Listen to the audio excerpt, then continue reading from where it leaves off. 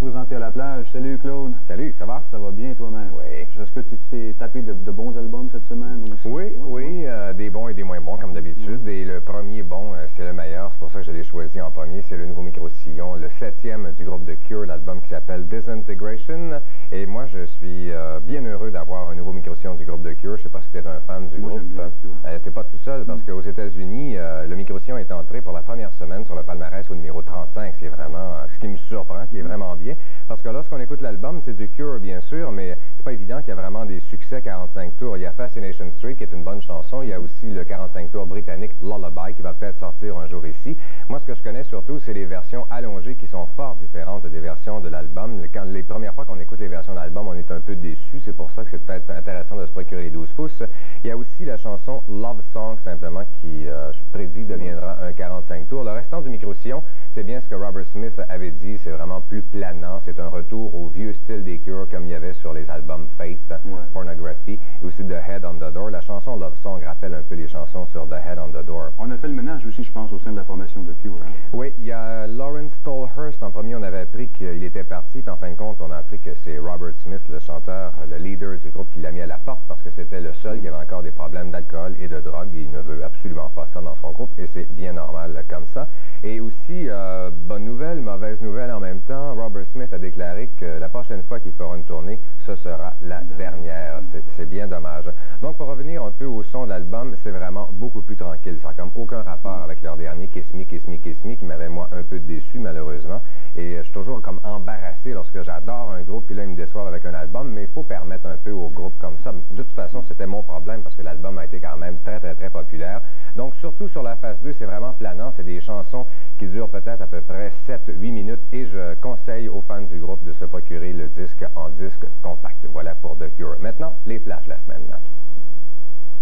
Black Sabbath a un nouvel album sur le marché intitulé The Headless Cross. Malheureusement, avec les années, le groupe perd de plus en plus son identité et commence à ressembler à n'importe quel autre groupe métal. Rappelez-vous que le guitariste Tommy Iommi est le seul membre original.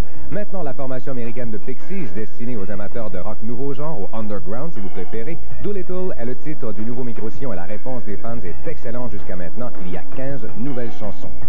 Avec Martin Jackson en moins, Swing Out Sister est maintenant un duo et nous offre le premier maxi 45 tours Waiting Game que l'on retrouve sur leur prochain micro-sillon intitulé Kaleidoscope. On retrouve 4 mix de la chanson, en plus aussi Coney Island Men. Paula Abdul, maintenant, le disque de Paula Abdul se vend vraiment très très bien et ses fans apprécieront sûrement ce nouveau maxi 45 tours de Forever Your Girl offert en 3 remixes. Également, il y a une nouvelle chanson, Straight Up, enfin une nouvelle version, et aussi une autre chanson intitulée Next to You. Maintenant, Dans le ventre du dragon est un film fort populaire au box-office, et si vous avez aimé Pepito Mi Corazon, Maud Robitaille nous arrive avec 4 versions. L'original, le Cha-Cha Mix, Pepito Pop et aussi le Pepito Dance House Mix. Frankie Goes to Hollywood n'existe plus, mais les deux chanteurs font dorénavant carrière solo. Holly Johnson est le premier à sortir un disque Blast, déjà numéro 1 en Angleterre, et voici le premier extrait, le maxi 45 tours de Love Train, offert en 2 mix. Louise Portal, elle est déjà active dans le showbiz québécois depuis 15 ans, et elle en est à son 4e micro-sillon, simplement intitulé Portal. Elle a co-signé tous les textes et toutes les musiques sont de Walter Rossi, qui a aussi réalisé l'album que l'on peut catégoriser dans le soft rock. Maintenant, les palmarès. On commence comme d'habitude du côté québécois avec le magazine Radioactivité. Les micro-sillons les plus populaires. En 5e, Paul Piché. 4e, Soldat Louis. 3e, Frédéric François. 2e, Jerry Boulet. Et au numéro 1, Francis Cabrel. Au Canada, selon The Record, en 5e position, l'album de Roy Orbison. 4e, Paula Abdul. 3e, The Cult. 2e, Fine Young Cannibals. Et au numéro 1, Madonna. Maintenant, le micro-sillon de Public Image Limited, leur 9e micro-sillon. Moi, j'ai toujours adoré le groupe. C'est pas vraiment tout le monde qui aime Public Image Limited quand même. Et c'est les mêmes musiciens, les mêmes 5 musiciens qui travaillent ensemble depuis surtout les 2 derniers micro-sillons Happy sur l'album qui s'appelait Album. Il y en avait quelques-uns. Et c'est pas que Johnny Lydon qui écrit, c'est vraiment tout le monde. C'est une collaboration. Et ça se ressent de plus en plus parce que ce nouveau micro-sillon-là est beaucoup plus accessible, beaucoup plus mélodique. Je crois pas que ça devienne un gros succès de toute façon au niveau commercial parce que ça demeure Public Image Limited, et ça a été réalisé par Stephen Hagg qui travaille d'habitude avec New Order, avec les Pet Shop Boys, qui a réalisé le dernier album de Père Ubu, qui est vraiment plus commercial aussi. Ça reste à sortir. Et donc la musique a pas mal changé de Public Image Limited, mais le chanteur John Lydon, lui, n'a pas changé. C'est toujours le cri primal de John Lydon. Il change pas vraiment et on l'aime de même. Excusez-moi. Je pense que si vous êtes un fan de Public Image Limited, vous allez être fort intéressé par le nouveau micro-sillon, malgré que j'aurais aimé quelques chansons un petit peu plus sauvages, peut-être comme le bon vieux PIL.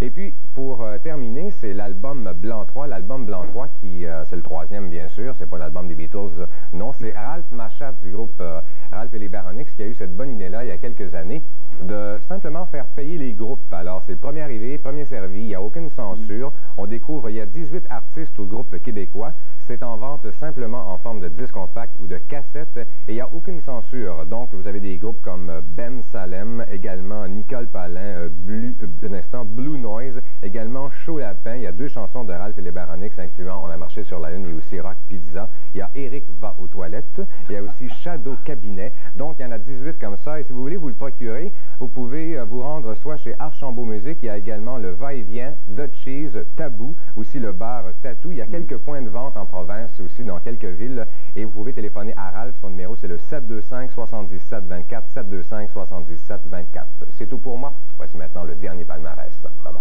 Salut.